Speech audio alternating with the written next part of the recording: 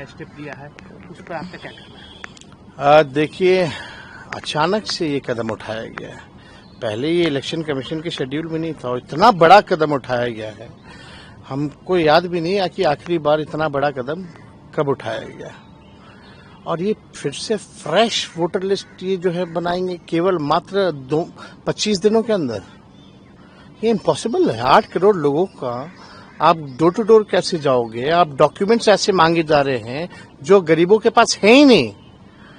और सबसे पहली बात, ये बाढ़ से हमारा बिहार 73% क्षेत्र जो है वो डूबा रहता है, ग्रसित रहता है, त्रस्त रहता है। लोग अपना जान माल बचाएगा कि इलेक्शन कमीशन को डॉक्यूमेंट उपलब्ध कराएगा, और वो भी ऐसे डॉक्यूमेंट जहां आपको आधार की मान्यता नहीं है, ना मनरेगा कार्ड की मान्यता है।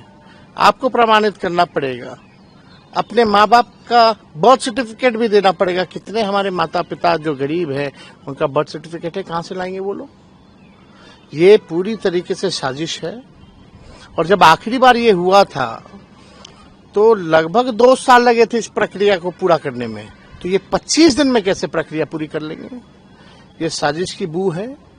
ये नीतीश जी को डर हुआ, भाजपा को डर हुआ कि ये चुनाव हार रहे हैं तो गरीब, पिछड़ों, दलितों, बहुसंख्यकों का वोट काटो, अल्पसंख्यकों का वोट काटो और जो है साजिश के तहत चुनाव जीतो।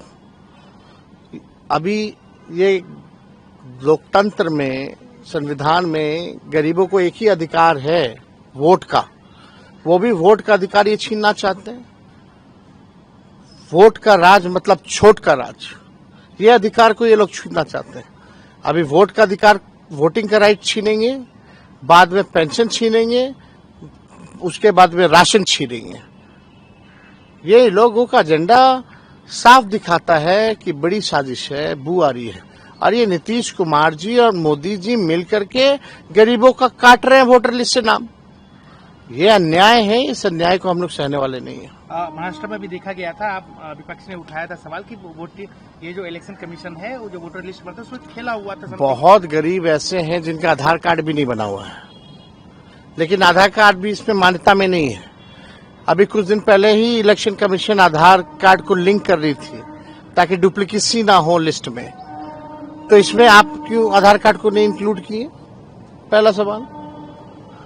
ये अन्याय हो रहा है। तो आपको शक है कि कहीं ना कहीं ये सब जो हो रहा है कहीं ना कहीं चुनाव को हैम्पर? बीजेपी जब हारती है तब ऐसे कॉन्स्टिट्यूशनल इंस्टीट्यूशंस को आगे किया जाता है और उस इंस्टीट्यूशन में आरएसएस के लोगों को बैठा करके ये पूरी तरीके से हमारे संविधान और लोकतंत्र के खिलाफ है। एक और सवाल, आज जिस तरीके से आरएसएस के एक बड़े नेता ने कहा कि कुछ शब्द हैं दो, उसको ये लोग संविधान विरोधी लोग, आरएसएस वाले लोग जो अंग्रेज के चमचे, जिनका कोई योगदान नहीं इस देश की आजादी में, एक बार छू के तो दिखाए लोग संविधान, ये हटा करके तो दिखाए। आप प्रिएम्बल्स में से सोशलिस्ट शब्द हटा दीजिएगा, आप सेक्युलर शब्द हटा दीजिएगा। यही इनका असली एजेंडा है। दे भाजपा के लोग जवाब इस पे।